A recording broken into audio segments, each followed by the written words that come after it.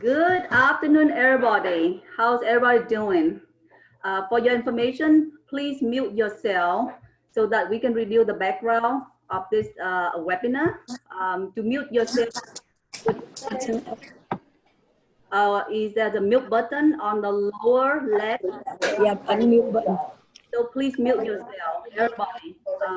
Please mute yourself so that we review the background. Can you mute yourself, please?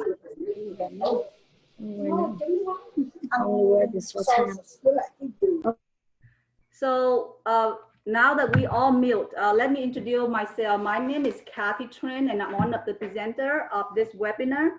Right next to me, I have Grace McDermott, who is the president of the U.S. Pan Asia Chamber of Commerce. So what I'm gonna do is I'm gonna pull up the computer screen for the webinar, and I'm gonna have Grace come in and say the opening word with everybody.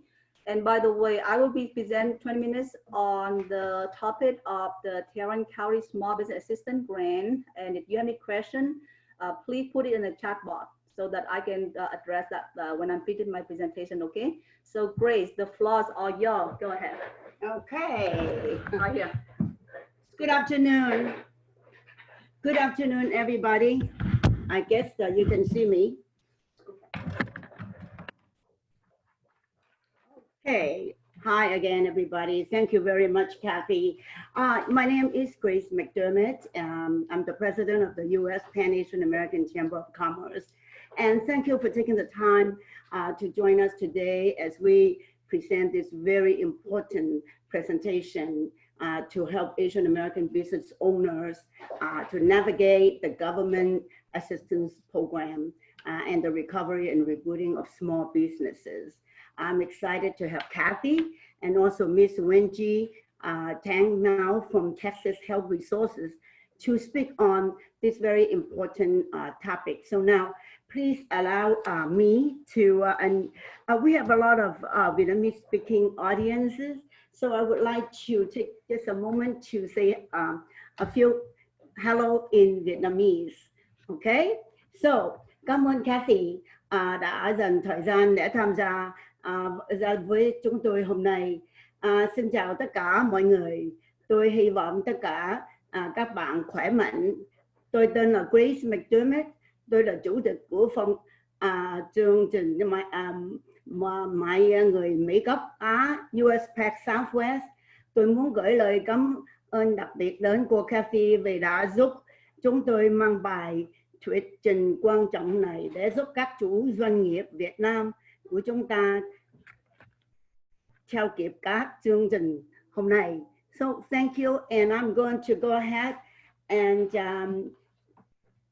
welcome Kathy to the webinar. And I want to say a little something about Kathy. She has been a tremendous leader in the community, especially during this very crucial time.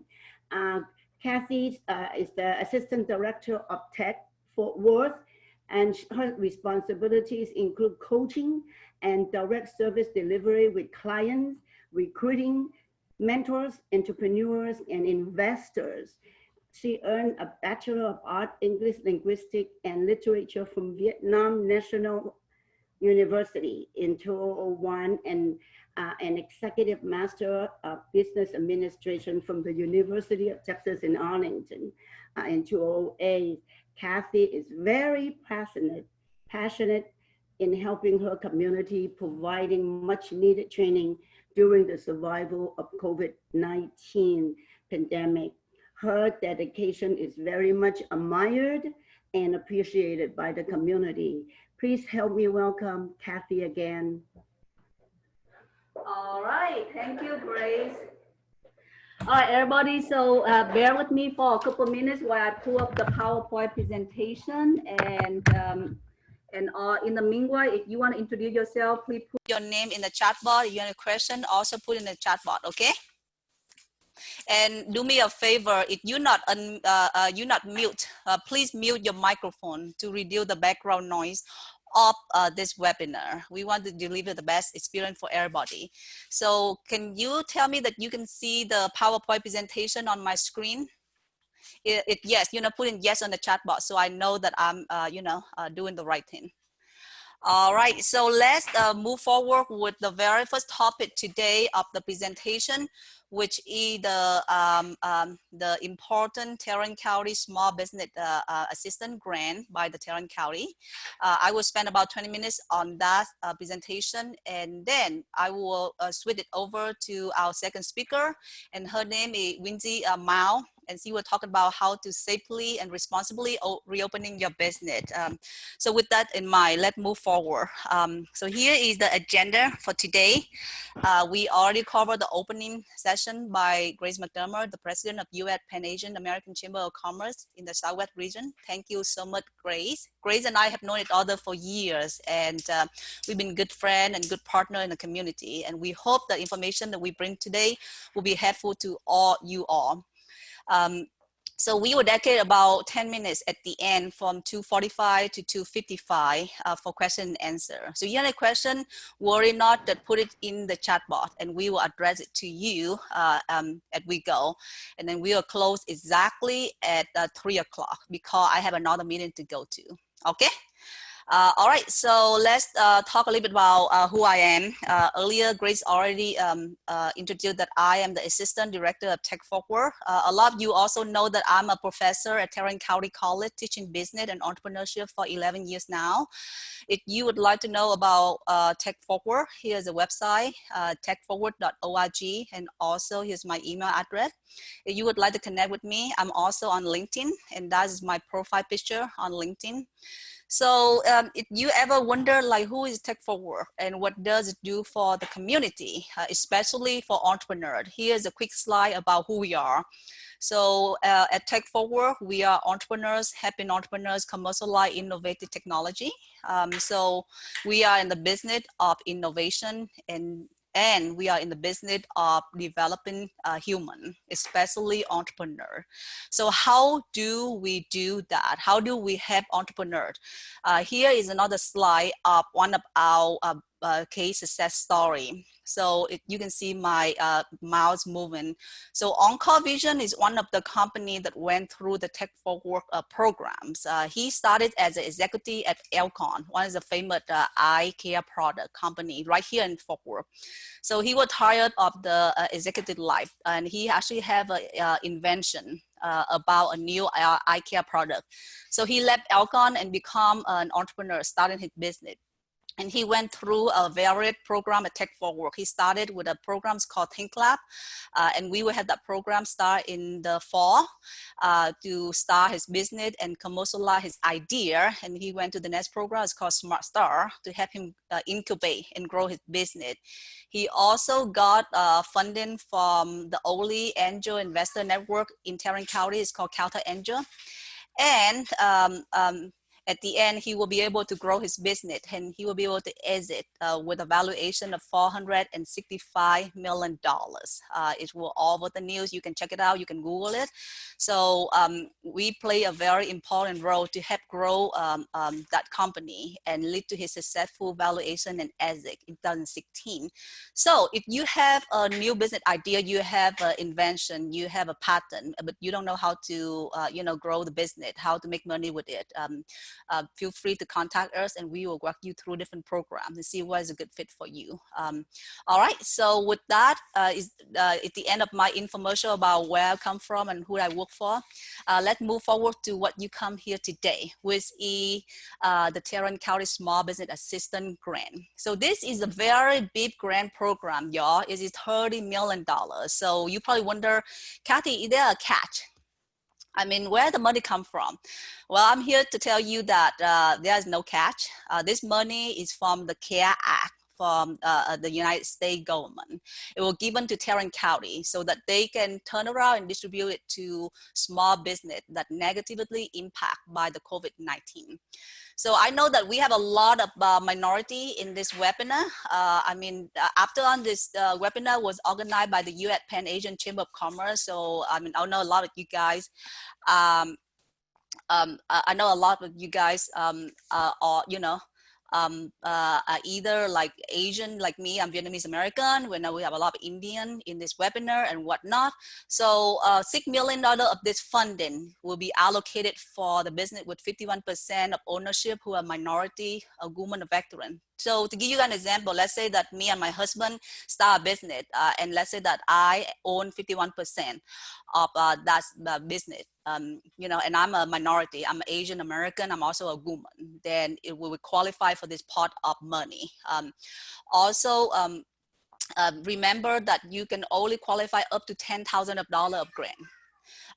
Okay, and the applications already start on June 22nd, which is Monday, and will end on July the 1st at 6 p.m., which is next Wednesday. So the application is only open for 10 days. All right, you have about 5 days left to apply for this grant. So, you know, if you think that you qualify, which we'll go through the process, go ahead and apply as soon as possible, because the time will run out before you know it.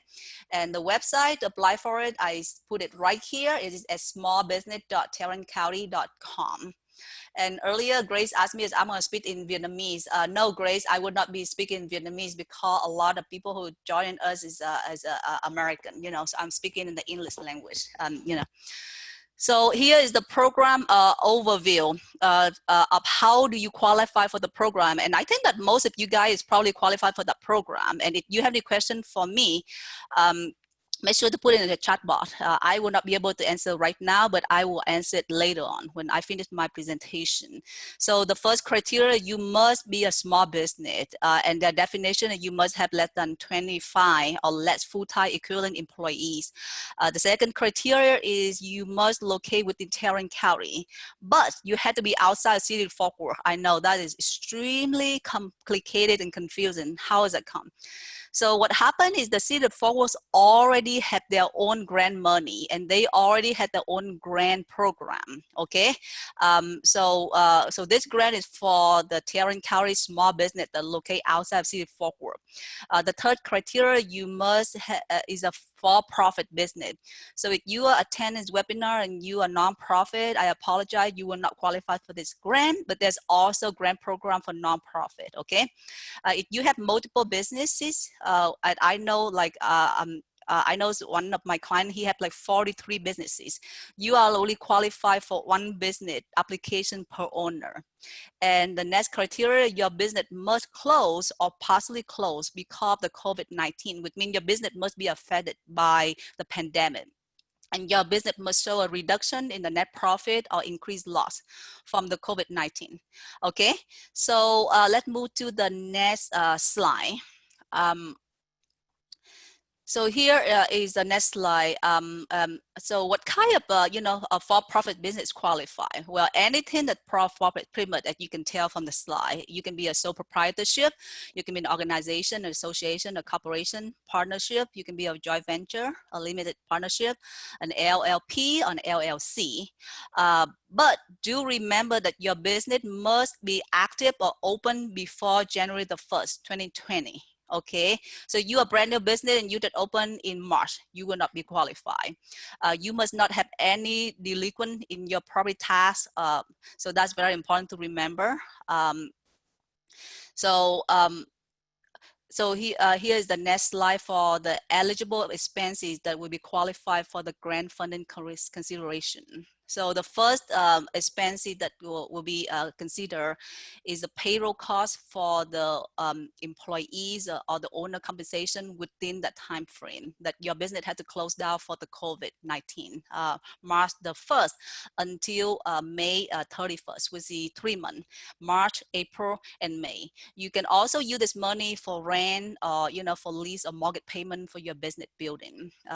You can use this money to pay for the utility, like your water, your electricity, you know, your Wi-Fi, your internet, your phone. You can use this money to pay for your personal protection equipment, your mask, your glove, and sanitation supply. I know that at our building, we buy a lot for our sanitation supply to make sure the area is safe.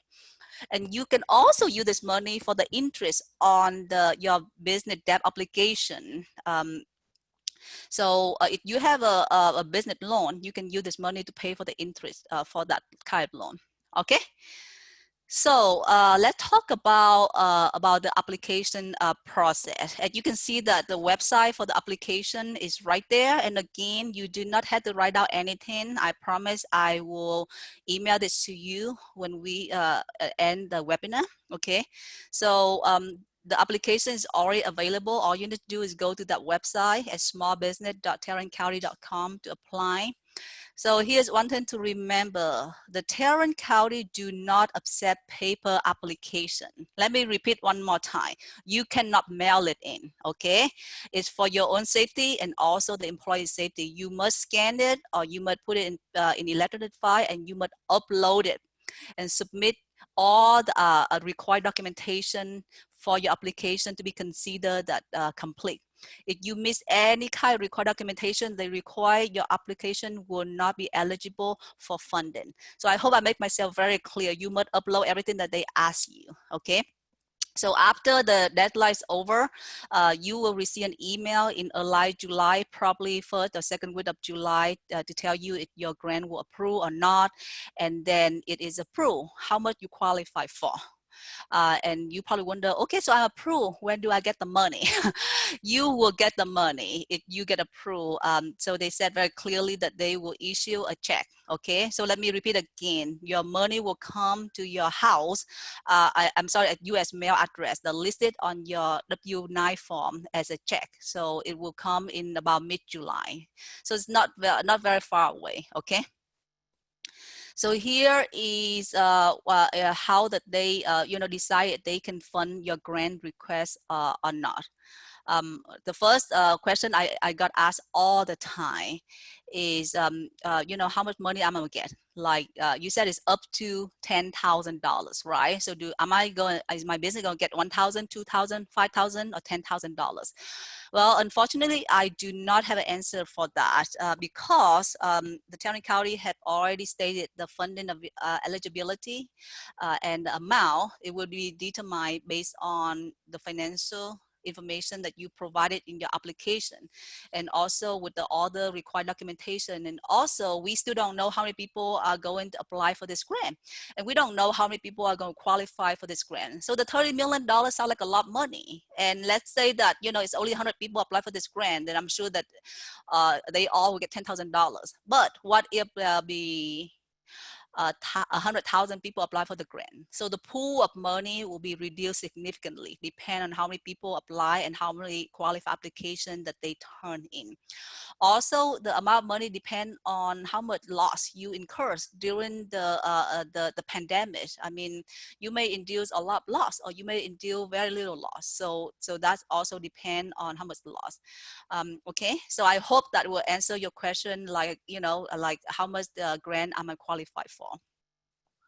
Okay, here is an example, the financial information that they require you to submit. First, I apologize for the teeny tiny writing. This PowerPoint was presented by the Tarrant County. So it have a lot of information, except that it's very difficult to see it on your computer screen. But again, as I promised, I will email this to you in the PowerPoint so you can see it.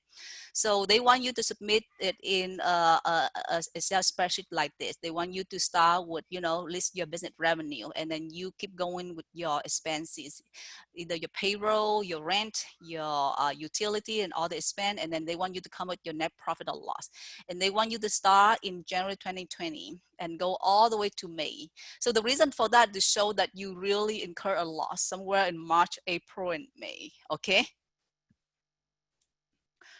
All right, so let's talk about all the required documentation for you, to be qualified for this grant. And it sounds like a lot, that I'm reading right now, but it's actually is not a whole lot. What it is to make sure that you are who you are. So the first thing that, to make sure that you are really what you say you are, and to make sure that you really have business, they ask that you upload your government issue identification. So, everybody have a driver license, right?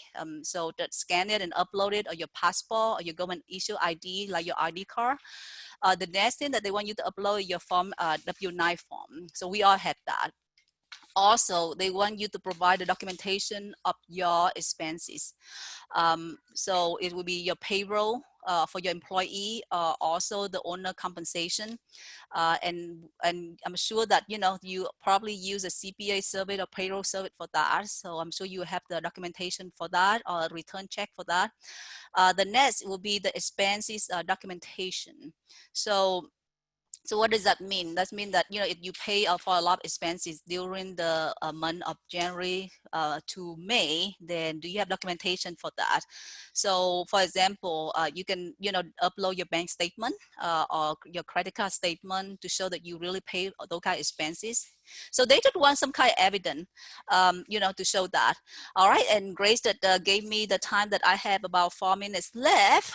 So I'm gonna fast forward. So you're not missing anything because I will give it to you in the PowerPoint. The next is they will require you to sign your application to show that it's you who really fill out this application. Everything that you present in the application is correct. And it's also, they want to know that, you know, you really 51% minority of women-owned business if you claim so. And then they also want to know that you are good, honest people, that, you know, that you had not been incarcerated or on probation, on parole, or have any criminal information or record against you. Because at the end of the day, this grant money come from us. It's come from me, it's come from Grace, it's come from you guys, it's come from the taxpayer dollar, which is all United States citizen. So we want the money to go to the good, honest business owner who really need money, you know, to help them out. So I hope that you understand why they require signature. Here's the ineligible business. So unfortunately, there's a lot of business that are ineligible, but I'm sure that, you know, it's not any of you guys. The first, of course, nonprofit, we already talked about that. If you own a franchise of a national franchise, unfortunately, you're unqualified. If you are a real estate developer or investor, also unqualified. If you are a multi-level marketing, or you have any gambling concern with your business, or your business have any kind of sexually oriented, you know, or your business engage in lending investment, or pawn shop, pawn broker, bail bond business, those kind of business are not eligible. Okay, so the list go on and on, but you can also check it out at their website. So here is the frequently asked question. So the first question is, I think it's a really good question, is I just start a new business. Am I eligible to apply for the grant? Well, your business must be oriented as of January the 1st, 2020. So as long as your business has been operating, you know, at up January the 1st, 2020, you qualify. Another question is, I live in Fort Worth, but my business is located in another Tarrant County in Arlington. Am I eligible to apply? Yes. So your business must be an address in Tarrant County, excluding Fort Worth. So another question is, I have 2 locations, one in Mid-City and one in Fort Worth. So can I apply on the behalf of both locations? The answer is no. It's only limited to 1 business per owner in Tarrant County. So this is a good question. So my business already received funding from the Paycheck Protection Program or the Economic Injury Disaster Program. So am I still eligible for this fund? So you know that me and Grace have done a lot of webinar with the SBA and also the SCOR about the Paycheck Protection Program.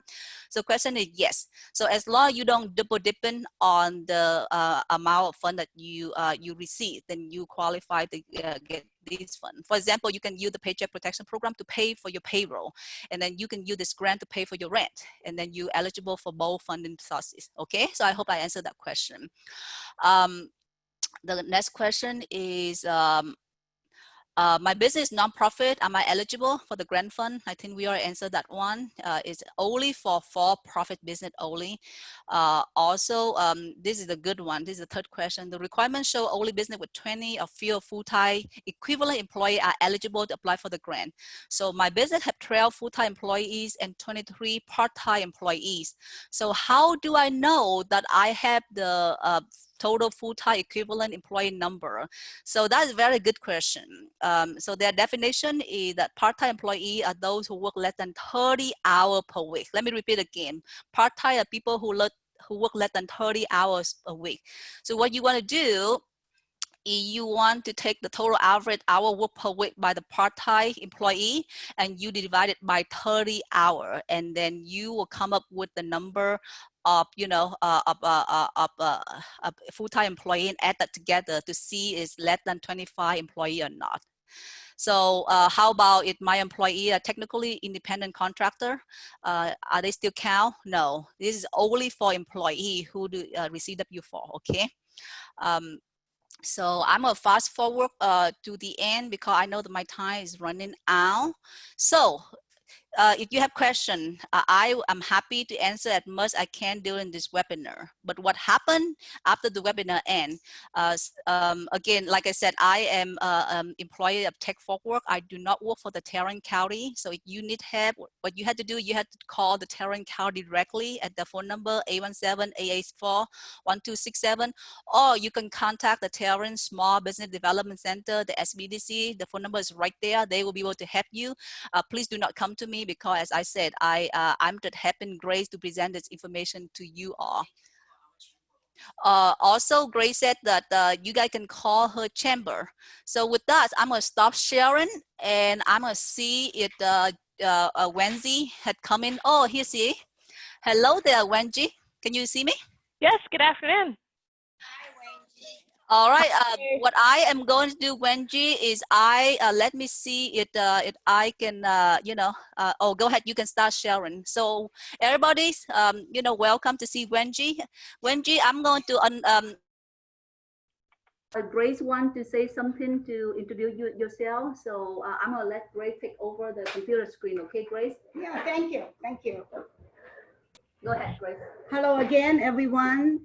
And please give a virtual applause to Kathy. She did such a wonderful job. Thank you, Kathy.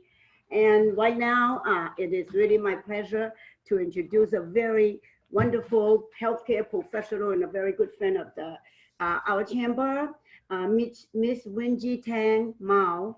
Let me go ahead and give a little introduction before she starts her presentation.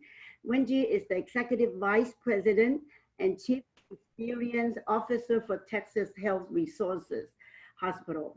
She leads system efforts to deliver a seamless, holistic consumer experience across the entire Texas Health organization. Under her leadership, Texas Health Alliance opened in 2012 and has received national recognition for its innovative technology. She is a biomedical engineering graduate of Johns Hopkins University, and she also earned a master's degree from the University of North Carolina with a concentration in financial management and quality management in healthcare administration. Her list goes on, and I wish I had more time to share that with you. But right now, please welcome Winjie Tang Miao, and we look forward to your presentation, Winjie. Thank you. Thank you, Grace, so much. It's a pleasure to be here with all of you. I was asked to share a few things, mainly our experience with COVID and then how we're paying it forward. So many of you, I'm sure, are familiar with Texas Health Resources. We are the largest healthcare provider in North Texas with close to 28 facilities, as well as a physician group that has over 1,000 providers. We also have a health plan in Texas Health Aetna. And in addition to being the Chief Experience Officer, I have since the end of February been leading the System Incident Command at Texas Health Resources for our COVID response. So I have been living and breathing COVID every single day since March. I really want to do two things today. One, see what questions you have and answer your questions regarding COVID. And, you know, it's also been an eventful 24 hours with several governor's executive orders in terms of what's moving forward there. And then secondly, offer you some tools and resources as you look to safely reopen your business in order to meet the needs of the community. And how do you guarantee and really show your consumers and your customers that you have taken a safe reopening seriously and that it's safe for your clients to come back. So I will start with just a little bit about what's going on with COVID. There's a lot of information out there. It's hard to know what to believe. So my goal here is to give you the facts and to give you our experience in terms of what's happening across the Metroplex from a health system point of view. I also take part in regular calls with health system leaders from across the DFW area. So we are all talking and we are all coordinating. And some of the numbers that I'm sharing with you are some of our shared resources. So it's a North Texas perspective, not just what's happening at Texas Health Resources. So for those of you who are following COVID closely, you'll know that the number of new daily cases has doubled daily in the past 2.5 weeks, leading to growth rates of new active cases. And what we consider active cases is those people who have been diagnosed really in the past 21 days, because we know that's really the course of disease. So the growth rate of new active cases has doubled in just the past week. And the 7-day moving average is growing from 13% to about 20%. In North Texas, after seeing some decline and stabilization of hospitalized patients in May, we have seen the volume to continue to rise in June, and this is across North Texas. We've grown from the beginning of June, we grew 18% in the second week of June, and now we've had 2 weeks of 30% and or greater hospitalizations. So we have also seen an increase both in overall testing volume as well as the percentage of patients who have tested positive. So this is really important. In our experience, what we saw in, I'll call it phase 1. So in March and April, what was happening is those patients who had symptoms, so I have a fever, I have cough, I have a sore throat, I have symptoms that were getting tested, about 10% were testing positive for COVID. Now, in the past week or so, we're seeing that that positivity rate has doubled. So what we're seeing is, and Dallas County reported a positivity rate of 23% over the past week. So those are all things that are concerning when you see the positivity rate also double. So this increase in hospitalizations and this increase in cases is probably a good segue into what we've seen in some of the governor's actions in the past 24 hours. First, yesterday, he came out and said that we weren't going to open into phase 4 and that we were going to pause. And then today, if you've been following the news, you know that he issued an executive order to close all bars at noon today, as well as reduce restaurants back to 50% capacity. And then there's some other businesses, rafting and tubing companies, that have to close. And all of that is really to help mitigate the spread of COVID. There was also an executive order yesterday in Dallas County, as well as Harris, Travis, and Bexar counties, to postpone any surgeries if they were going to deplete any hospital capacity needed to take care of COVID patients. So all of that coming together means that it's, first of all, the message is it's more important now than ever to really practice what I call the holy trinity of prevention of COVID, which is, one, social distancing. I like to call it physical distancing because you can still be social, but physical distancing. Secondly, masking. We know that if you wear a mask and I wear a mask, that the risk of us either spreading or contracting COVID is much lower. And then thirdly, really good hand hygiene. So making sure we're washing our hands and being safe and disinfecting services. I will say this, we're seeing a lot of cases happen in families, so in family units. So somebody went to work or went to the grocery store, maybe got exposed, and then brought it back to the family. I think some of you have seen the news story of the surprise birthday party that happened in North Texas, where 18 individuals, 18 family members contracted COVID, and now 3 of those family members are in the hospital. So it's really important to be vigilant, not just at work or when you're going out to the grocery store, but also when you're at home outside of your nuclear family unit. And especially if you're living with people who are in high risk groups, so older adults, adults that have cardiac issues, asthma, COPD, those autoimmune diseases, all of those, it's really important to practice all three of those things, the distancing, the hand hygiene, and the masking. I really can't emphasize how important that is. Dallas County actually provides age-related adjusted rates of COVID for non-hospitalized patients by race and ethnicity.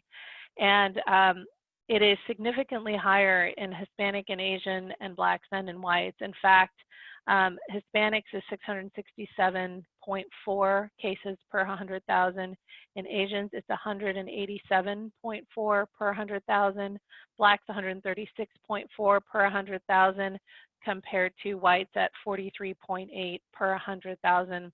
So it's really important that we get the message out to our communities about the importance of all of these safe practices, which really then brings me to your business and making sure that you are safely reopening and meeting the needs of your customers, but also knowing that you're keeping your staff safe. So Texas Health has put a lot of information together based on what we've learned, and we've been able to successfully keep our own employee rate well below what is happening in the community and well below 1%. So we've been able to keep our own staff safe. We've been able to figure out how to live and operate our business within this COVID environment, and we want to share some of that with you.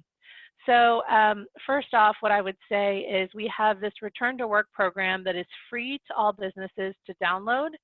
And I'm going to take a few minutes to run through what we've learned and some key things for you to consider as you reopen and how you can show customers that you are taking safety seriously. I'm not going to go through every little thing on the slide.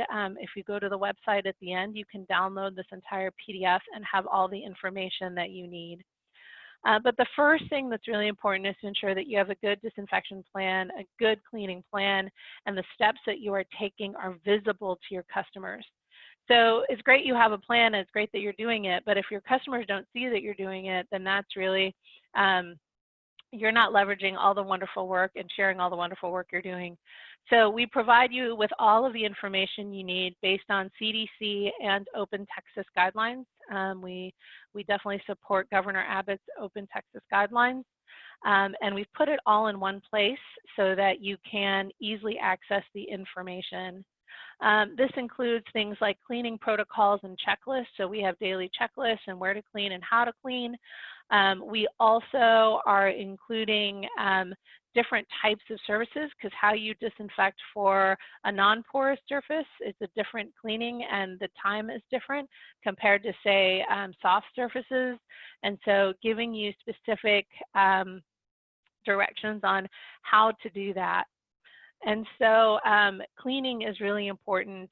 The second is really around educating your employees about their role in preventing transmission. And so masking, as we all know, has shown to decrease transmission by up to 75% and is now required in Dallas and Tarrant County businesses. I have to tell you, the one thing I get a lot of questions about, I get asked a lot about gloves. Should I wear gloves? Should I not wear gloves? Is that important or not? And gloves are really great if you change them between every single interaction. But oftentimes what I see is I go somewhere and the front desk person or the person who's taking my money is wearing gloves, but they're not changing between my credit card interaction and the person behind me and the person behind me. And sometimes wearing gloves gives you that false sense of security, which would be, what would be actually better is if I actually used hand hygiene. And what I mean by that is I actually wash my hands or use hand gel, right, before and after every interaction. And what I see sometimes is people wearing gloves but not performing the hand hygiene, which means that the gloves aren't actually protecting anybody from anything. We have a saying in the hospitals, we talk about gel in, gel out. So we gel in and we gel out of every single room and every single interaction. And so would encourage you to do the same. I was talking to a friend of mine who's a small business owner. And I was telling her the story of gel in and gel out, and that's, she made little buttons for her own employees that say gel in, gel out, and she's now using them. So that's a little bit about hand hygiene. We also give you information about person-to-person transmission. And really, for those of you who work in indoor spaces, being able to understand that the way this virus spreads is really the person who has the viral load times the time that you are spending with them, times really the interaction. So if you are in a space, small space, and the air conditioning is going, right, and you're in there for 5 minutes, your risk is lower than if you're in there for 10 minutes or 15 minutes or 20 minutes. And oftentimes I'm asked, well, if I'm masked, how much time does that buy me? And there's not really a good study on that in terms of how much time it buys me, but it does definitely, you know, help with mitigating the having, it helps with you contracting COVID. Some of you may have seen the study out of China where there was a restaurant where there were 4 tables and there was a sick individual at one of the tables, and everybody who was in the airflow of that particular table, both upstream and downstream, not everybody, but everybody who was infected was either upstream or downstream of that particular individual, whereas the people in the next table over who were not in the direct air conditioning stream, none of those individuals were affected. So it's really important to reduce the amount of time that you're in that indoor space. And if there's a lot of people in an indoor space, to ensure that there's enough space, there's enough time that's elapsed for the air to have changed in that room. We call those air exchanges, so that before the new group goes in, the air exchanges have happened, and the air now in there is clean and able. So whether that's putting in, you can do that a variety of ways. One is just simply waiting. For example, in our operating rooms, we know exactly how many minutes it takes for us to have a complete air exchange in that room, and we will wait that long before we send a crew in or before we start the next surgery to ensure that that room is clean prior to the next patient entering. And you can think about how you would do the same in your business as well. Finally, self-monitoring is also very important. So checking employees for symptoms every day and asking them to self-monitor. We have checklists on how to do this and would be happy to provide them. Self-monitoring is really the most effective way to keep your staff safe, because often we let our guard down when we are around people that we know. And in fact, several businesses have closed. You've probably seen different restaurant closures because an employee contracted COVID, brought it into the workplace, and then caused an outbreak in their place of work. So this self-monitoring is really, really important. And then we often get asked, when can affected employees return to work? And we have guidance around that as well.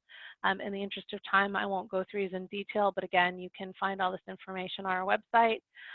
We also have a coronavirus hotline. So for the community, staffed by nurses, and you can call at any time with any questions that you have. And then obviously, when you have an employee who tests positive, there are special things that you need to do. So whether you're the restaurants, and I really applaud the restaurants who have done this, they've proactively reached out to everybody who's been in the restaurant and publicly said, you know, we've had an employee who's had COVID, we're shutting down, we're going to do a deep clean, and we want to make you aware. I think that is the best way to handle it, is to be 100% transparent. Finally, everything that we are presenting to you is supportive of the governor's strike force to open Texas. And that website also has a lot of information. We've summarized that for you so that it's easily digestible and you have things that you can just print off and use in your business. So we have different ones for retailers, different ones for restaurants. You can see different checklists that we're providing. We are also providing businesses with posters as well as floor decals. You can see the 6-foot floor decals. We're providing stickers if you want them, buttons, and checklists. You'll see a screening tool in the upper right-hand side. All of this you can download, and we also are printing these posters, and if it's something that you're interested in and you'd like some for your business, feel free to email opensafe@texashealth.org, and we can provide you with some of these resources. So we will be able to live with COVID, but we really do have to do it together. And with that, we are here to be your resource. We have lived with this intimately for almost 4 months now, and anything that we can share to help our people be safe in the community, it benefits us, it benefits you, and it helps keep Texas open. So with that, I'll say thank you. I'm going to apologize to Grace. She asked me if I could give this in Vietnamese, and I said, no, I can give it in Cantonese or Mandarin, but I cannot give this in Vietnamese. But I'll stop there, and I'm happy to take any questions. Well, Winjie, you will be good to, you would like to know that I'm wearing mask right next to Kathy. Good. That is a good, being a good role model.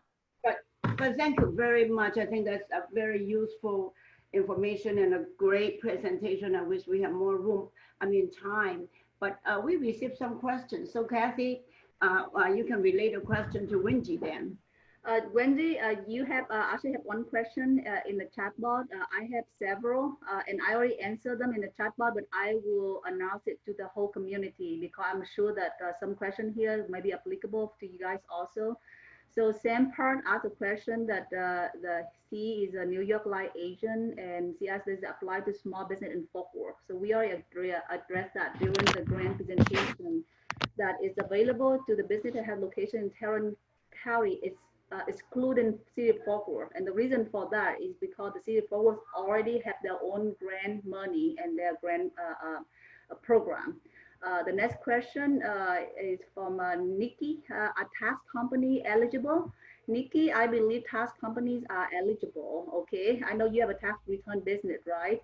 So when in doubt, remember I do not work for the Tarrant County. I just present information. So if you want to confirm, you can call the City of Arlington Economic Development Department to confirm with them, since they are the one who administers the grant. The next question from Jennifer Tran. Is construction company and 1099 nail contractor eligible? Yes, they are. They should be eligible for this business. They are not belong to any kind of ineligible business. So you know that a lot of our Asian American in the community, they are independent contractor. So would mean that they are own a sole proprietorship, and they should be eligible for the grant. The next question, let me see. What's the next question? So Amanda have a question that a realtor eligible. So Amanda, here's my answer for you. Amanda, if the realtor are independent contractor, most realtor are independent contractor, which means that they get paid 1099, would also mean that they own their own business. And if that's the case, then they will be eligible to apply for this grant. All right, so that's all the question for me, for my part, and I will turn the stage over to Winjie, because you have a couple of questions in the chat box also. Go ahead, Winjie. Great. I think the first question, are face shields as good as masks? So I will say that masks are the best practice. And the reason is that we know that COVID can be transmitted via aerosolizing particles. And so those particles, if they go through the air, can still go under that face shield and be inhaled or get on your face somehow. So the best practice is always a face mask. If you walk into our hospitals today, what you'll see is actually all of our caregivers in the clinical areas, when doing patient care, you'll see them in a face mask, and then you'll see them in addition with a face shield. This is a double protection so that those aerosolizing procedures don't get in their eyes, and it's a dual barrier with a face shield as well as a mask. So a mask is the best practice. A face shield is better than nothing, but a mask is still the best practice. The next one, how long do we have to air out the rooms before the next use? That is really dependent on your airflow system. So, so I don't expect to, you know, we run operating rooms, so we have to be really, really specific. So we actually know based on the air handler unit that we have, how much air is pushed through in any given minute, and we know how big the room is. So we actually calculate how long it will take based on the amount of air that's coming in and the size of the room, how long it will take before all of the air in that room has been replaced. So for you, you know, that's actually how you would calculate that. You have, so you have to really think through, you know, how big that room is. I would say for most, you know, normal size conference rooms or things like that, 15 to 20 minutes would be good. I wouldn't have a conference in there with 10 people. Well, first of all, you shouldn't be doing that anyway. We should be Zooming like we are today. But if you have a room that has multiple people in it and they exit, I would wait at least 15 to 20 minutes before bringing a new group of individuals in. But that I don't know specifically your specific air handler and how long that would take. How will I know when it's safe to bring customers back into the office? We have 1,000 square feet, 5 stations. So you have 5 stations within 1,000 square feet, I think is what you're saying, Nikki, if I'm getting that correctly. If so, what I would say is if you have to do your work, if you don't have to do your work in the office, I would continue to do it virtually and remotely. I'll give you an example. So at Texas Health, clearly we have a lot of people that have to come to work. They work in hospitals, they work in clinics, but we also have a lot of people like me who work in an office setting who don't work in a specific patient care area. And what we have said is that we are not bringing back those employees until at least after Labor Day. They should plan to stay remote working until at least after Labor Day. I know that one of the other health systems in the area shared with me today that they're going to wait until at least September 12th to bring any people back to the office, if not later.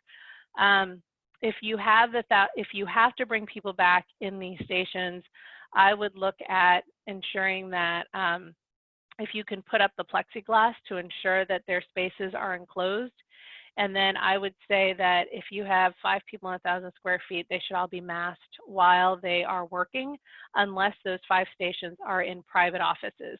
If you are in your own private office, which I am in today, right now, right, then it is okay to take off my mask. But the minute I walk out of my office and I go down the hall to talk to my administrative assistant or to talk to my colleague, then I have to put my mask back on to ensure that I am minimizing risk both to myself and to my colleague. And I think those were all the questions in the chat for me. All right, thank you so much, Winjie, for your very detailed answer. So I hope that will answer a lot of your concern about the 2 programs that we're talking about today. We are right on time. We have another 7 minutes left. So with that, I will invite Grace McDermott to come over and say some closing word for all of us. So Grace, the floor is all yours. Go ahead. Well, thank you. And well, like I said, I'm very grateful to have 2 very wonderful speakers to join us, and especially, you know, about the reopening of the business. So Winjie, that is those information you share, and we will be sharing with the rest of the you know, people that didn't have a chance to sign in today. That's very, very important for them to reopen. And like you said earlier, you know, once they get to adhere to all of the CDC guidelines, people will have, you know, gain confidence to return to their business. So anyway, with that, I want to thank everybody to attend. And Winjie, thank you. And Kathy, thank you very much again to doing this for us again. So we want to invite you, all of you, to visit this presentation again if you have with your employees and your coworkers. So thank you again. Good luck with everything. All right, everybody, I'm gonna close out this meeting, and as follow-up, I am going to email you my presentation. So I'm gonna end it right now, and we will post this webinar on the Facebook page of the U.S. Pan Asian Chamber of Commerce, so that you can go in and watch it later on if you want to. All right, Winjie, goodbye. Everybody, goodbye. Have a good day, everybody, and have a great weekend. Thank you, y'all. If I have question for Winjie, how can I connect with her?